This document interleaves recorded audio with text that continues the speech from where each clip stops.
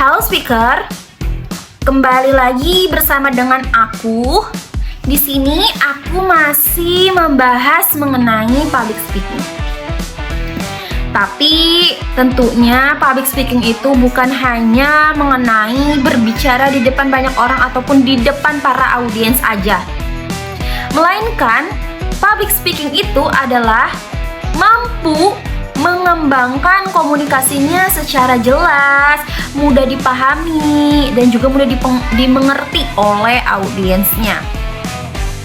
Nah teman-teman, sebetulnya gimana sih public speaking yang baik itu? Public speaking yang baik itu adalah ketika kita mampu mempersiapkan mental kita. Di antaranya kita harus latihan secara berulang, lalu kita harus bisa mempersiapkan dengan matang, kita juga percaya diri, dan tentunya kita harus memanfaatkan teknologi seperti kita memanfaatkan platform-platform yang sekarang memang dipakai oleh beberapa orang seperti Instagram, TikTok, ataupun yang lainnya.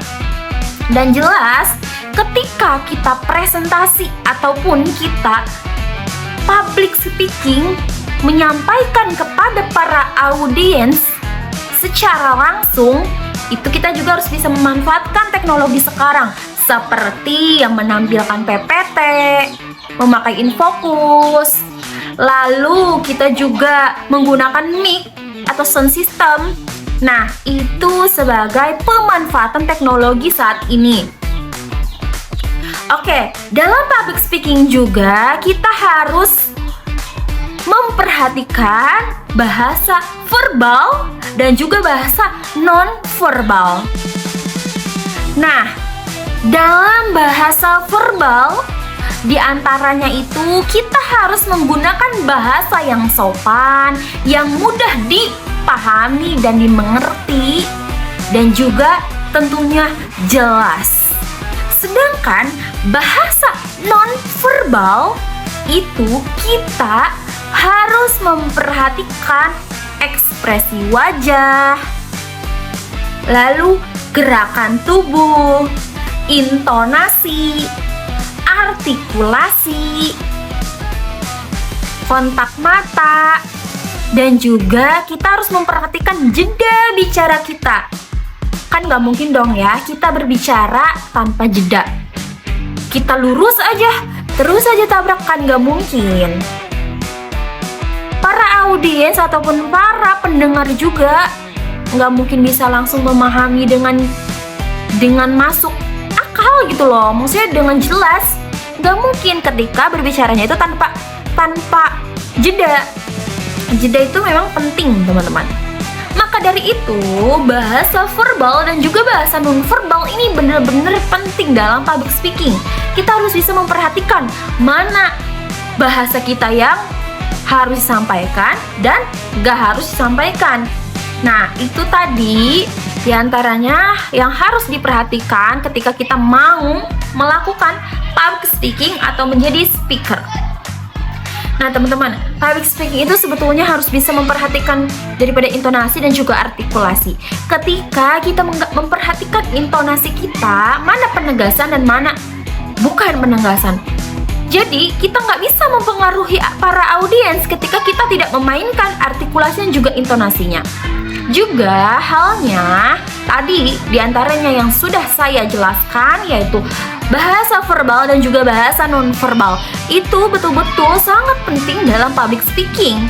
Karena jelas orang nggak akan paham, orang nggak akan bisa menerima dan tidak akan terpengaruhi ketika kita penyampaiannya biasa aja.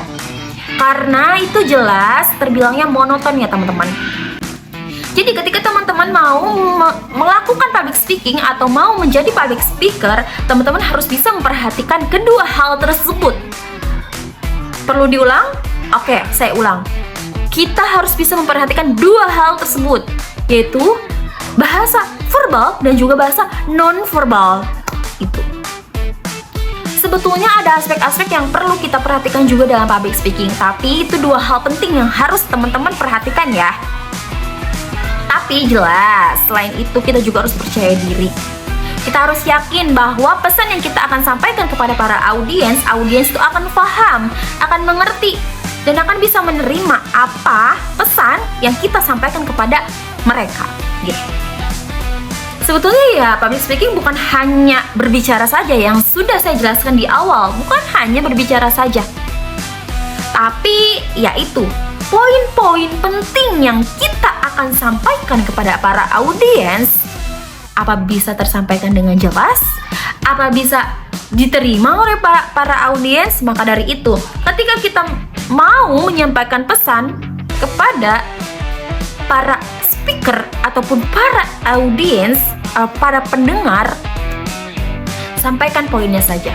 Tidak usah bertele-tele. Intinya, jadi kita tuh ketika mau melakukan public speaking ataupun kita mau menjadi public speaker, kita harus memperhatikan hal-hal tersebut yang sudah aku jelaskan tadi.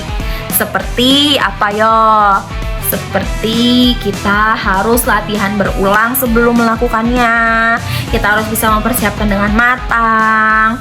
Kita juga harus percaya diri. Dan juga memperhatikan dua aspek tersebut, yaitu verbal, bahasa verbal, dan juga bahasa non-verbal.